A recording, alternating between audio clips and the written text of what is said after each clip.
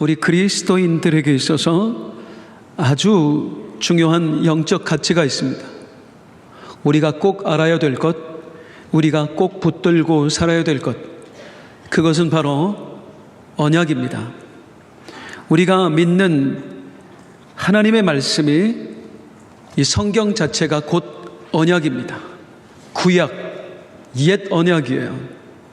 내가 너희를 구원할 메시아, 여자의 후손 예수를 보내리라. 신약, 새 언약입니다. 하늘로 올려지신 그 예수는 반드시 다시 오시리라. 우리 하나님의 사람들은 이 언약을 믿고 살아가는 사람들입니다. 이 외에도 하나님께서는 우리들에게 수많은 언약을 선물로 주셨습니다. 내가 세상 끝날까지 너희와 항상 함께 있으리라. 너희가 무엇이든지 내 이름으로 구하면 내가 행하리라. 너희가 시험 당할 즈음에 피할 길을 내사 너희로 능히 감당하게 하리라. 하나님의 사람들은 이 하나님이 주신 약속들을 믿고 어떤 상황 속에서도 흔들리지 않아야 하는 겁니다. 그런데 그러기가 쉽지 않습니다. 약속의 말씀들을 알고 또한 믿는다고 하면서도 우리가 어떤 큰일을 만나면 여전히 불안해합니다. 여전히 두려움에 떨며 살아갑니다. 여기서 예배 드릴 때는요, 하나님, 내가 하나님 계신 믿고 한번 힘내서 살아볼게요 해놓고 막상 삶의 현장으로 가서 큰일을 만나게 되면 또다시 무너져 내리는 게 바로 우리들입니다. 왜 자꾸 흔들릴까요? 하나님의 약속이 우리에게 주어졌는데 왜 우리는 그 약속을 온전히 믿지 못하고 자꾸만 두려움에 떨게 될까요? 오늘은 이 하나님의 약속에 대해서 말씀을 전하고자 합니다. 오늘 말씀을 통해서 하나님의 약속이 얼마나 놀라운 것인지, 우리가 얼마나 큰 은혜를 받은 사람들인지 그것을 깨닫고 또 어떤 상황 속에서도 담대해질 수 있는 복된 은혜가 있기를 소망합니다. 먼저 우리는 왜 하나님의 약속을 온전히 신뢰하지 못하는 걸까요? 우리가 하나님의 약속을 온전히 신뢰하지는 못하는 첫 번째 이유는 이것입니다. 우리의 경험 때문입니다. 우리는 지금까지 살아오면서 누군가가 우리에게 했던 약속을 100% 다 지켜내는 걸 거의 못 보고 살아왔습니다. 가까이는 우리 부모님들이 그랬어요. 그분들이 우리에게 얼마나 많은 약속을 하셨어요. 엄마가 꼭 해줄게, 아빠가 꼭 사줄게, 그래 놓고 그 약속 부도낸 적이 한두 번이 아닙니다. 삼촌이 와서, 이모가 와서 용돈 주고 가면 엄마한테 맡겨놔, 내가 이거 나중에 꼭 돌려줄게 해놓고 그냥 꿀꺽했던 게 얼마나 많아요. 이 외에도 내 주변의 형제들, 친구들, 선생님들, 그리고 동료들까지 나에게 했던 약속들을 저 사람들은 수없이 파기했었습니다. 어떤 때는 약속을 잊어버려서, 어떤 때는 약속을 지킬 상황이 못 돼서, 어떤 때는 나와 했던 약속을 너무 가볍게 여겨서 저들은 수없이 우리의 약속을 어겼었습니다.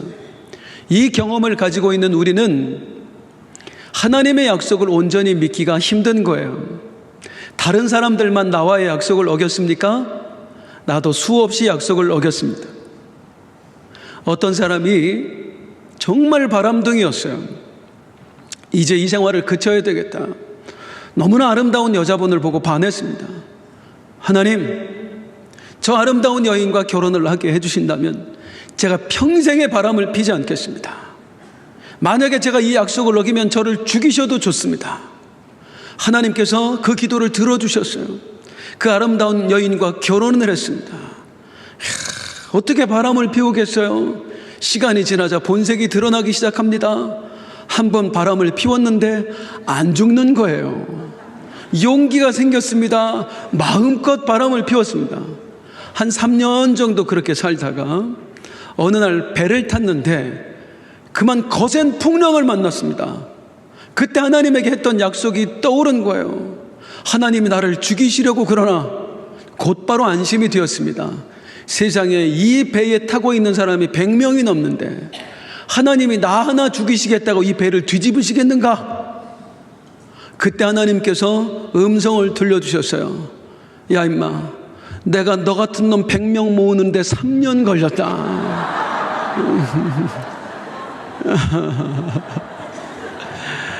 우리는 늘 누군가의 약속을 어기면서 살았어요. 심지어는 하나님께 했던 약속도 우리는 어겨왔어요. 이 경험 때문에 우리가 누군가와의 약속을 온전히 신뢰하지 못하는 거예요. 심지어는 하나님의 약속도 우리가 믿지 못하는 거예요.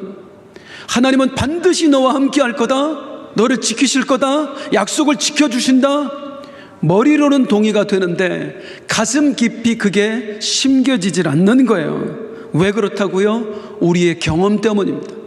우리는 수없이 약속을 안 지키는 걸 봐왔고 또한 우리도 약속을 안 지키며 살았기 때문이에요. 우리가 하나님의 약속을 온전히 신뢰하지 못하는 또 하나의 이유는 언약과 계약을 혼동하기 때문입니다. 먼저 계약이 무엇입니까? 계약은 상호 조건적인 약속입니다. 당신이 나와의 약속을 지켜야 나도 당신과의 약속을 지키겠어. 이게 계약입니다. 예를 들어서 우리가 누군가에게 자동차를 판다고 해봐요. 1,000만 원에 팔기로 계약을 했으면 상대방이 반드시 나에게 1,000만 원을 줘야 내가 자동차를 넘겨줍니다. 그런데 갑자기 찾아와서 500만 원만 주면서는 자동차 먼저 내놓으라고 하면 그렇게 할 사람 아무도 없습니다. 그 즉시로 계약은 파기되는 거예요. 이렇게 계약은 상호 조건적입니다. 네가 안 지키면 나도 안 지키는 거예요. 우리가 하나님의 약속을 자꾸만 이 계약의 개념으로 생각하면서 삽니다.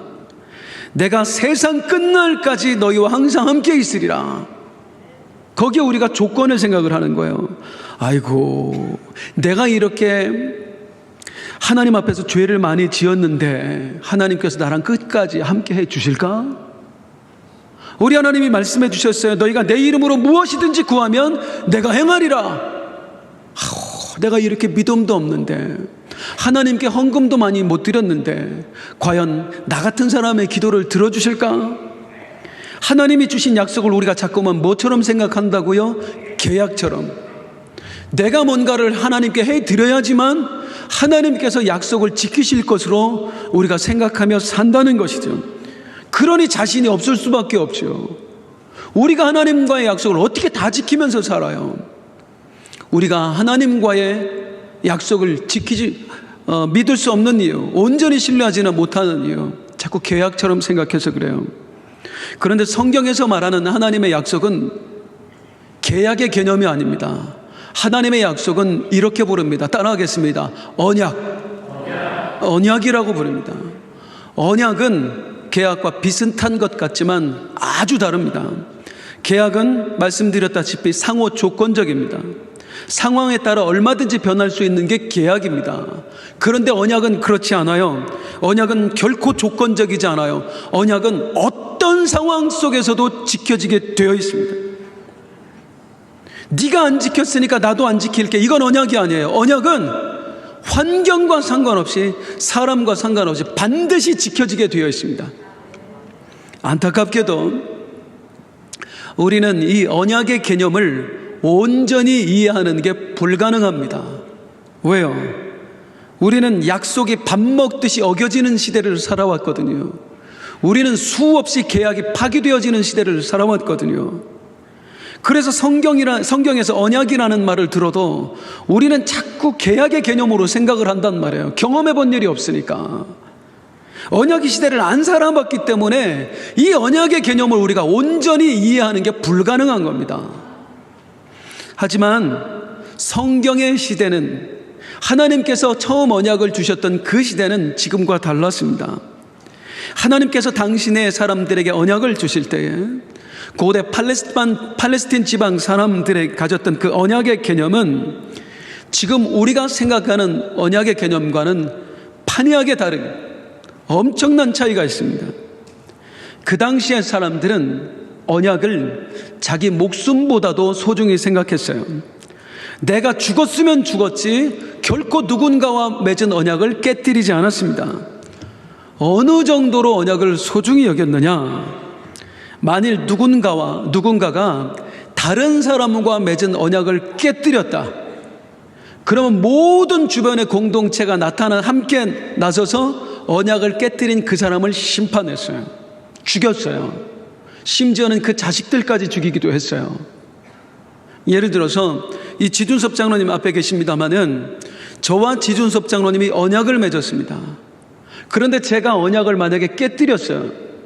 그럼 여기 계신 모든 분들이 나서서 저를 죽였다고요. 이게 고대의 언약의 개념이에요. 성경에 이와 관련된 이야기가 나옵니다.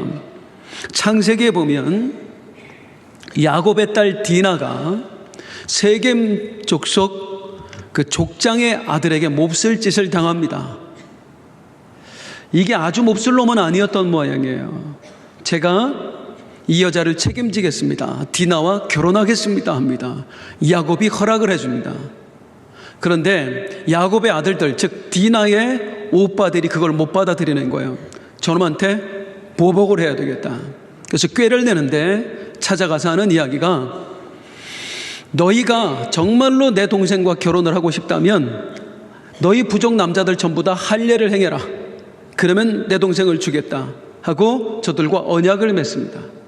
세겜 족속 남자들은 정말로 그 언약을 지키기 위해서 할례를 행합니다. 할례를 행했으니 꼼짝도 할 수가 없잖아요. 그때 들이닥쳐서 야곱의 아들들이 세겜 부족 남자들을 다 죽여버립니다. 언약을 깨뜨린 거죠. 이 일이 일어난 후에 야곱이 아들들을 불러놓고 하는 이야기가 있습니다. 잘 들어보십시오. 창세기 34장 30절입니다. 시작. 야곱이 시므온과 레위에게 이르되 너희가 내게 화를 끼쳐 나로 하여금 이 땅의 주민 곧 가나안 족속과 브리스 족속에게 악취를 내게 하였도다. 나는 수가 적은즉 그들이 모여 나를 치고 나를 죽이리니 그러면 나와 내 집이 멸망하리라. 큰일 났다. 우리 죽게 생겼다. 멸망하게 생겼다. 왜? 브리스 족속, 가나안 족속들 전부 다 주변 족속들이 쳐들어와서 우리를 죽이게 생겼다. 아니, 야곱의 아들들이 죽인 사람들은 세겜 족속뿐이에요. 세겜 족속을 죽였는데 왜 브리스 족속, 가나안 족속들이 와서 자기들을 죽여요? 사회적인 약속 때문이에요. 그 당시에는 누군가가 언약을 깨뜨리면 모든 사회 공동체가 함께 나서서 그 언약을 깨뜨리는 사람을 처단했습니다. 이게 성경 시대의 언약이 가졌던 힘이고 언약의 가치였습니다. 언약이 어마어마하게 무거운 거였어요. 그 시대를 살아가던 사람에게는 언약은 내 목숨보다 소중한 거였습니다. 절대로 언약을 깨트리는 법이 없었어요. 그 배경에서 살아가던 사람들에게 하나님의 언약이 들려진 거예요. 내가 너와 함께하리라. 너를 지켜주리라. 반드시 너에게 복을 주리라. 그러니 이 말씀을 듣는, 이 언약을 받는 그 당시 사람들은 지금 우리가 하나님의 말씀을 대하는 방식과 전혀 다를 수밖에 없는 겁니다. 하나님이 나에게 언약을 주시다니, 목숨 걸고 약속을 주시다니 감격할 수밖에 없었던 거예요. 자, 그럼 이제 계속해서 하나님께서 우리에게도 언약을 주셨는데 하나님의 언약이 얼마나 놀라운 것인가 하는 것을 또 다른 개념으로 설명해 보겠습니다. 문지방 언약이라고 지난주에 말씀을 드렸는데, 자, 애굽의 마지막 재앙, 장자들의 죽음이 있는 날, 그날 죽음의 사신이 애굽 땅을 방문했습니다. 그때 이스라엘 백성들이 하나님의 명령에 따라 유월절 의식을 행했죠. 이게 문지방 언약과 관련이 있다고 말씀드렸어요. 기억하시죠? 이래서 목사가 할 맛이 납니다. 설교한 거 다 기억하면 목사 큰일 납니다. 잊어버려야 제가 설교를 할 수가 있어요. 오늘은 이 문지방 언약에 대해서 조금 더 확대해서 설명을 드리겠습니다. 다시 한번 잠깐 복습을 하면 문지방 언약이 뭐냐? 문지방 언약은 고대 중동 지방에 존재했던, 즉 성경 시대를 살아가던 사람들이 행하던 언약의 방식입니다. 그 시대 사람들은 둘 사이의 언약을 맺을 때 이 문지방 언약을 행했습니다. 특별히 손님과 주인 사이에 이 문지방 언약을 맺었어요. 어떤 방식으로 했었지요? 내 집에 손님을 맞을 때에, 모든 손님에게 다 그런 건 아닙니다. 중요한 손님입니다. 내 집에 손님을 맞을 때에 주인은 자기 집 문지방에 짐승의 피를 뿌려서 손님을 맞이합니다. 그 당시 사람들은 레위기에서도 나옵니다만 생명이 피에 있다고 생각을 했어요. 그러니까 손님이 피가 뿌려진 이 문지방을 넘어서 내 집으로 들어온다는 것은 내 생명 안으로 이 사람이 들어왔다, 그런 의미를 가지는 거예요. 그래서 이 문지방에 발라진 피를 넘어오는 순간 나와 언약의 관계가 됩니다. 그때부터 주인은 자기의 생명을 바쳐서 그 사람의 모든 필요를 채워주고 그 사람을 보호해 줍니다. 그 사람의 먹을 것과 쓸 것을 다 책임져 주는 거예요. 그 사람에게 위기가 닥치면 내가 그 사람을 위해서 대신 싸워주는 거예요. 생명을 걸고. 이게 문지방 언약이었습니다. 고대에. 놀라운 것은 중동 지방에 가면 일부 지역에 아직도 이 문지방 언약의 풍습이 남아있는 곳이 있대요.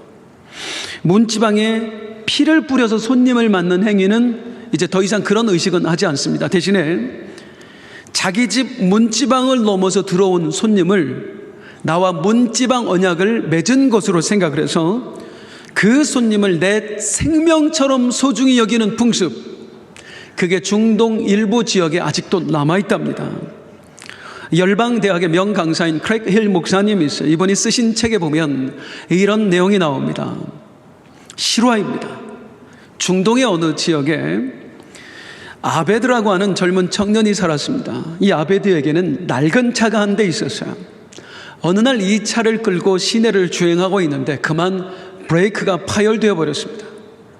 이 아베드는 깜짝 놀라서 이 차를 멈추려고 했지만 차가 멈추지 않았습니다. 결국 인도로 돌진을 해버렸고 안타깝게도 그곳에 서 있던 한 소년을 차로 치었습니다. 깜짝 놀라서 내려보니까 소년이 너무 많이 다친 거예요. 피를 너무 많이 흘렸어요. 얼른 다른 차를 불러서 이 아베드는 이 소년을 안고 병원으로 갑니다. 병원에 가서 치료를 받을 수 있도록 모든 조치를 취해 놓았어요. 그리고 이제 자신의 모습이 거울에 비치는데 보니까 소년을 옮기는 동안 피를 잔뜩 뒤집어 쓴 거예요. 온몸에 피가 묻어 있는데 이 상태로는 계속 병원에 서 있을 수가 없는 겁니다. 그래서 잠깐 이 피를 지우고 와야 되겠다. 그래서 병원 문을 나서서 병원에 가까운 한 집으로 갔습니다. 그리고 그 집에 문을 두드렸어요. 워낙에 손님을 귀하게 맞는 풍습이 있는 지역이었기에 그냥 이 행동 자체가 자연스러운 행동이었습니다. 문을 두드렸더니 주인이 나와요. 자기의 자초지종을 이야기합니다. 그러면서 내가 이 피를 좀 씻어내고 싶은데 당신 욕실을 좀 써도 되겠습니까? 주인이 흔쾌히 허락을 해줍니다. 그 집의 문지방을 넘어 이제 그 집 안으로 들어가는 거예요. 욕실에서 씻고 있는데 그 순간에 이 집주인의 장인께서 그 집을 방문한 겁니다. 이봐 사회 지금 큰일 났어. 내 아들이 지금 죽어가고 있어. 왜요? 무슨 일인데요? 장인어른. 여차저차해서 얘기하는데 자기 처남 이 장인의 아들이 교통사고를 당한 거예요. 지금 병원에서 죽어갖고 있다는 거예요. 딱 들어보니까 조금 전에 들었던 얘기랑 똑같은 거예요. 이 사람이 죽인 거예요. 그래서 내가 지금 내 아들을 죽이는 그 운전자 놈을 찾고 있어. 난 보복을 해야 되겠어. 그 놈을 잡아 죽여야 되겠어. 그런데 갑자기 그때 이제 욕실에서 문을 열고 아베드가 나옵니다. 저 사람이 누구냐? 곧 알게 됐어요. 자기 아들을 친 그 가해자라는 사실을 알게 됐어요. 그 순간 장인이 흥분을 합니다. 옆에 있던 칼을 들고 그 아베드를 향해 뛰어들어가요. 죽여버렸다고. 너 이놈 자식 내가 죽여버린다고. 너 때문에 내 아들이 죽게 생겼다고. 그러자 집주인인 사위가 자기 장인을 막아섭니다. 안 됩니다. 비켜! 저놈이 지금 내 아들을 죽게 만들었어. 안 돼요. 장인어른 절대로 안 됩니다. 저놈은 죽어 마땅한 놈이야. 저도 알아요. 그런데 장인어른, 이 사람은 제 집의 문지방을 넘어서 들어온 저의 손님이십니다. 문지방을 넘어 들어온 손님에게 어떻게 해야 되는지 장인어른도 잘 아시잖아요. 저는 지금 이 순간부터 저 사람을 지킬 수밖에 없습니다. 만약 장인어른께서 끝까지 저 사람을 죽이려고 하면 저는 장인어른과 맞서 싸울 것입니다. 하지만 저 사람이 이 집을 나가는 순간 저도 장인어른과 함께 저 사람을 죽일 겁니다. 얼마나 겁이 났겠어요. 그 말을 듣고 장인이 칼을 떨구고 그냥 나가버립니다. 한편 아베드는 집에서 꼼짝을 할 수가 없었어요. 몇 시간이 지났습니다. 다행히 그 아이에게 생명이 지장이 없다는, 얼마든지 치료될 수 있다는 연락이 왔습니다. 그리고 나서야 아베드는 집 안에서 나올 수 있었고, 집 밖으로, 그리고 그 식구들에게 용서를 받을 수가 있었습니다. 이게 아직도 중동의 일부 지역에 남아있는 문지방 언약의 풍습입니다. 놀랍지 않아요? 그런데 지금 이 시대에도 이럴 정도이니 수천 년 전 그 성경의 시대에는 어떠했겠느냐 그 말입니다. 내 집 문지방을 넘어 들어온 손님은 목숨 걸고 지켰어요. 언약 때문에. 이와 관련된 성경의 이야기가 있습니다. 창세기 19장에 보면 소돔성에 살고 있던 롯에게 두 천사가 방문을 합니다. 사람의 몸을 입고 남자의 모양을 하고 오지요. 그때 소돔성에 살고 있던 일부 동성애자들이 그 천사들의 용모를 보고 반해버립니다. 겁탈을 하기 위해서 쫓아오는 거예요. 그리고는 롯의 집에 문을 두드리면서 그 두 사람을 당장 내놓으라고 협박을 합니다. 그때 롯이 어떻게 하지요? 창세기 19장 7절 8절입니다. 시작. 이르되 청하노니 내 형제들아 이런 악을 행하지 말라. 내가 남자를 가까이 하지 아니한 두 딸이 있노라. 청하건대 내가 그들을 너희에게로 이끌어내리니 너희 눈에 좋을 대로 그들에게 행하고 이 사람들은 내 집에 들어왔은즉 이 사람들에게는 아무 일도 저지르지 말라. 이 구절은요 참 이상한 구절이에요. 그런데 문지방 언약을 모르면 절대로 이해가 불가능한 구절입니다. 롯이 뭐라고 그랬어요? 이 사람들은 내 집에 들어왔은즉이에요. 나와 문지방 언약을 맺은 사람인지 나는 지금부터 이 사람들을 생명을 걸고 내 목숨을 걸고 이 사람들을 지키겠다. 심지어 하물면은 내 딸을 너희에게 내어줄 망정 난 이 사람들은 내어줄 수가 없다. 지금의 상식으로 도저히 이해가 불가능한 이야기입니다만은 그 당시 사람들에게는 이러했습니다. 문지방 언약은 내 목숨보다도 소중한 거였어요. 그러니 하나님이 자신들에게 언약을 주실 때에 얼마나 감격이 되었겠느냐고요. 내가 너와 반드시 함께 할 거야. 이 언약이 얼마나 감동이 되었겠느냐고요. 그러면 이제 궁금한 것이 있습니다. 이 언약이 나와 무슨 상관이 있느냐 하는 것입니다. 문지방 언약은 성경시대에 행해졌던 일이고 지금도 조금 남아 있습니다만은 중동 일부 지역에서나 행해졌던 일입니다. 이스라엘 지방에. 그런 문지방이 지금의 나와 무슨 상관이 있느냐 하는 겁니다. 이제 문지방 언약과 나와의 관계를 보도록 하겠습니다. 성도님들 혹시 이 찬양 아세요? 당신은 하나님의 언약 안에 있는 축복의 통로. 우리가 어디 안에 있다고요? 하나님의 언약 안에 있다고요. 우리가 하나님의 언약 안에 있다고요. 이걸 방금 말씀드렸던 문지방 언약으로 표현하면 이런 뜻이에요. 어떤 손님이 주인의 초청을 받아서 그 집 안으로 들어가는 것처럼 우리가 하나님의 초청을 받아서 하나님의 언약 안으로 들어가게 된 것입니다. 자, 내가 하나님의 언약 안에 어떻게 들어가게 되었지요? 문지방 언약에 있어서 핵심이 무엇입니까? 짐승의 피가 뿌려진 문지방을 넘어서 들어갔다는 거예요. 그것은 곧 무엇을 의미해요? 주인의 생명 안으로 들어간 것을 의미했어요.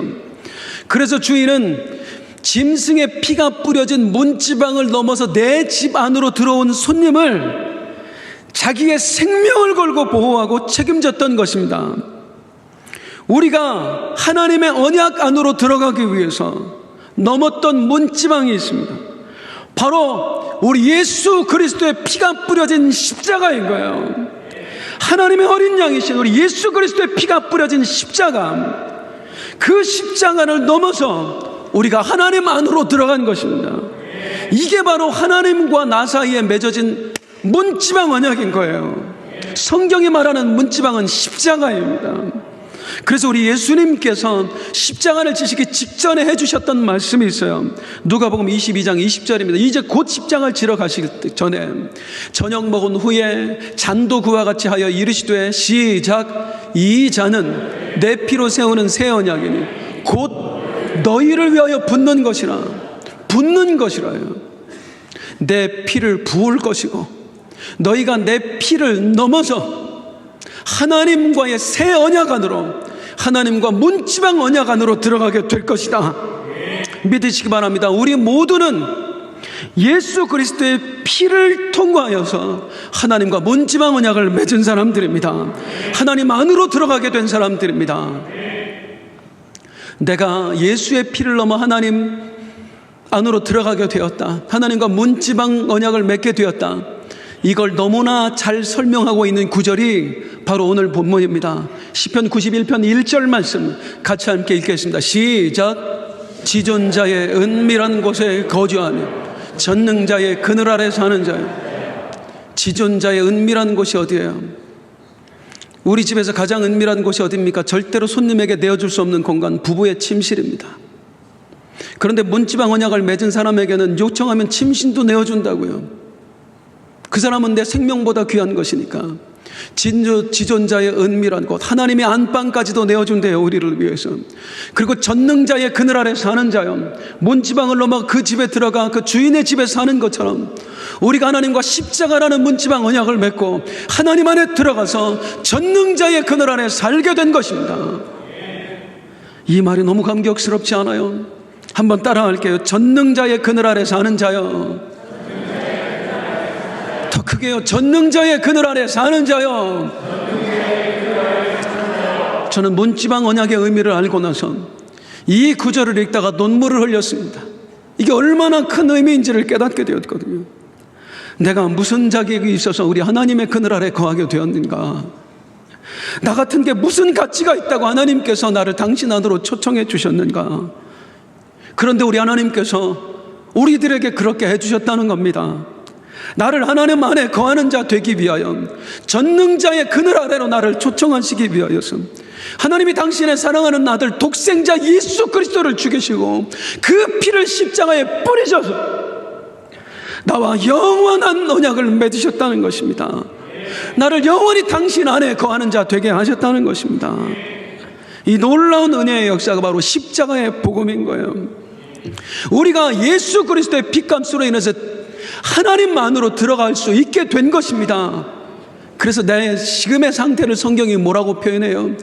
내가 저 안에, 저가 내 안에, 네가 하나님 안에 거하는 자가 되었다라는 것입니다. 솔직히 내가 하나님 안에 들어간 게 된 것, 이것만으로도 우리는 은혜를 감당할 길이 없습니다. 나 같은 게 어찌 하나님 안에 거할 수 있게 되었단 말인가? 그런데요, 우리 하나님이 우리에게 베푸신 은혜는 거기서 그치지 않아요. 하나님은 문지방 언약 안에 담긴 모든 혜택, 주인이 생명을 걸고 그 사람들의 필요를 채워주겠다는 그 언약, 그 약속까지도 우리에게 다 주십니다. 2절에서 4절 내용이 그것입니다. 전능자의 그늘 아래 거하는 자에겐, 하나님의 문지방 언약 안으로 들어온 자에게 하나님이 주시는 약속입니다. 시작. 나는 여호와를 향하여 말하기를 그는 나의 피난처요 나의 요새요 내가 의뢰하는 하나님이라 하리니 이는 그가 너를 새 사냥꾼의 올무에서와 심한 전염병에서 건지실 것이미로다. 그가 너를 그의 깃으로 덮으시리니 내가 그의 날개 아래 피하리로다. 네가 예수의 피를 넘어서 내 아래 안으로 들어왔으니, 나 전능자 여호와의 그늘 아래로 들어왔으니 내가 너를 향해 말한다. 이제 내가 너의 피난처가 되어줄 것이고, 이제 내가 너의 요새가 되어줄 것이고, 내가 사냥꾼의 올무에서와 같이 마귀의 소나기에서 너를 건져낼 것이고, 내가 심한 전염병에서 모든 질병과 고통에서 너를 건질 것이다. 그리고 내가 어미새가 자식을 깃털로 보호하듯이 내가 너를 감싸서 모든 어려움으로부터 너를 보호해낼 것이다. 이게 전능자의 그늘 아래 거하는 자에게, 하나님과 문지방 언약을 맺고 하나님 안으로 들어가게 된 자에게, 십자가를 통과한 자에게 주어진 하나님의 약속입니다. 내가 내 날개 깃으로 너희를 보호하리니. 우리 청년들이 몇 년 전에 필리핀 단교 선교를 갔다가 이 장면을 직접 목격했대요. 닭장에 불이 났는데 닭이 도망가지 않고 그대로 타 죽었답니다. 닭을 들춰보니까 그 안에 병아리가 있는 거예요. 내 새끼 보호하려고 불이 나를 뒤덮는데도 그걸 다 감싸고 내 날개 깃 아래 감싸고 내 생명을 바친 겁니다. 우리 하나님께서 지금 우리에게 그 약속을 주시는 거예요. 너에게 어떤 시련과 환난이 닥쳐온다 할지라도 전능자의 그늘 안에 들어온 너, 나와 문지방 언약을 맺은 너, 내 안으로 들어온 너, 내 언약 안에 들어온 너, 내가 죽는 한이 있더라도 나는 너를 보호할 것이다. 이게 바로 예수 그리스도의 피 묻은 십자가를 넘어 하나님 안으로, 하나님의 언약 안으로 들어간 나에게 주어진 하나님의 약속, 전능자의 언약이십니다. 후반기를 앞두고 우리는 한 주간 특별 새벽 기도회를 통해서 은혜를 받았습니다. 여호수아를 설을 함께 묵상하면서 하나님께서 당신의 백성들에게 주셨던 그 언약을 지켜내시기 위해서 얼마나 열심히셨던가 하는 것을 우리가 말씀을 통해서 보았습니다. 우리 하나님, 내가 이 땅을 너희에게 줄게, 그 언약을 지키시기 위해서 때로는 지진으로, 때로는 우박으로, 때로는 해와 달을 멈추게 하심으로써 인간이 상상도 할 수 없는 초자연적인 역사들을 쏟아 부으시면서 하나님께서 언약을 지키셨습니다. 때로는 하나님이 세심하고 아주 치밀한 계획과 방법으로 당신의 백성들을 가장 좋은 길, 가장 완전한 길로 인도하심으로써 이 백성들로 하여금 하나님께서 우리에게 언약을 지켜주셨다 하는 고백을 받아내셨습니다. 그 하나님의 역사는, 그 하나님의 언약은 단지 이 성경 안에만 갇혀있는 은혜가 아닙니다. 우리 하나님 지금도 살아계신 줄로 믿으십니까? 전능하신 하나님이신 줄로 믿으십니까? 그 하나님이 살아계신다면 그 하나님의 언약 또한 살아있는 것입니다. 전능자의 그늘 아래 거하는 자여, 내가 너의 피난처가 되어줄 것이고 내가 너의 요새가 되어줄 것이고 사냥꾼의 올무에서 너를 건져낼 것이며 각종 전염병과 질병에서 너를 건져낼 것이다. 내 날개 깃으로 너를 보호할 것이다. 이 언약은 지금도 우리에게 여전히 유효합니다. 다가오는 후반기, 여전히 경제적 전망은 어둡기만 합니다. 우리 앞에 너무나 큰 장벽과 어둠이 도사리고 있습니다. 솔직히 두렵기도 합니다. 하지만 예수 그리스도의 피를 넘어 그 십자가의 은혜로 말미암아 전능자의 그늘 아래 살게 된 여러분들이요, 우리 언약의 하나님 믿고 담대합시다. 그리고 그 하나님께서 이루실 전능하신 역사를 기대해 봅시다. 옆에 분에게 말씀해 주십니다. 우리는 전능자의 그늘 아래 있습니다. 한 번 더, 우리는 전능자의 그늘 아래 있습니다. 그 믿음으로 함께 찬송하겠습니다. 자리에서 일어납니다.